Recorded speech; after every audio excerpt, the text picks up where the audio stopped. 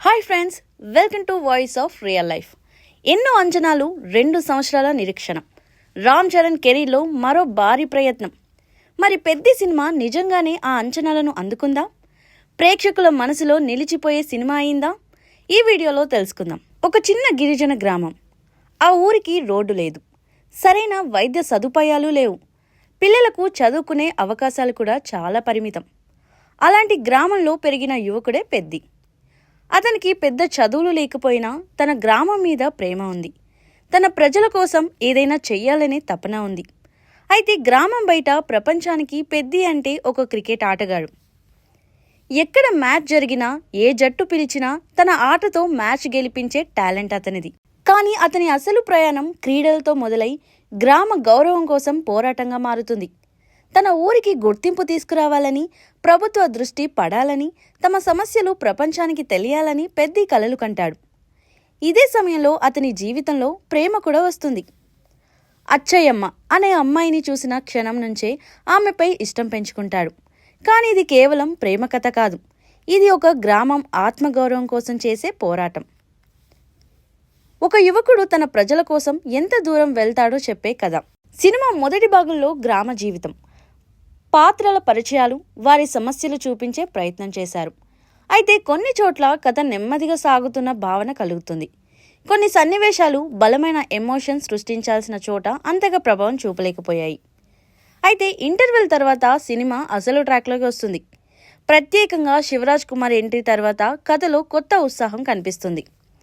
ఆయన పాత్ర కథకు బలం ఇవ్వడమే కాదు, పెద్ద ప్రయాణాన్ని మరో స్థాయికి తీసుకెళ్తుంది. రామ్ చరణ్, శివరాజ్ కుమార్ మధ్య వచ్చే సన్నివేశాలు సినిమా హైలైట్స్లో ఒకటి. ఇప్పుడు నటీనటుల గురించి మాట్లాడితే ఈ సినిమా మొత్తం భుజాల మీద మోసింది రామ్ చరణ్ అనే చెప్పాలి. పాత్ర కోసం ఆయన పడిన కష్టం ప్రతి ఫ్రేమ్లో కనిపిస్తుంది.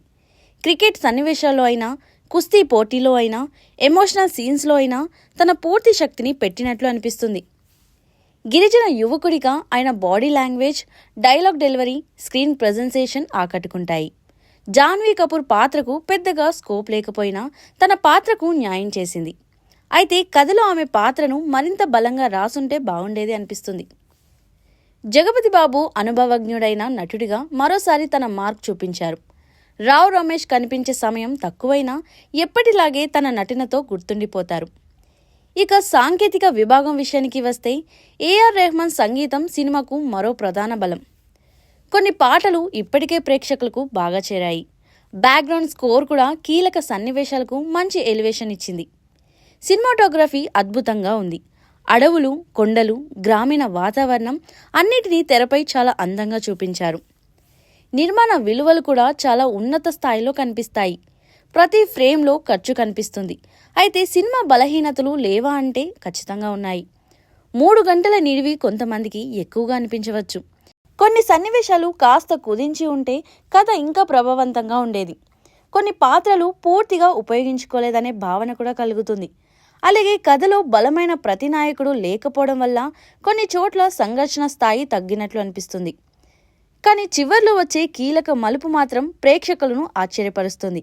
అది అందరికీ నచ్చుతుందా లేదా అనేది పక్కన పెడితే కథకు మాత్రం చాలా ముఖ్యమైన భాగంగా నిలుస్తుంది. మొత్తానికి పెద్ది పరిపూర్ణ సినిమా కాదు, అలాగే నిరాశపరిచే సినిమా కూడా కాదు.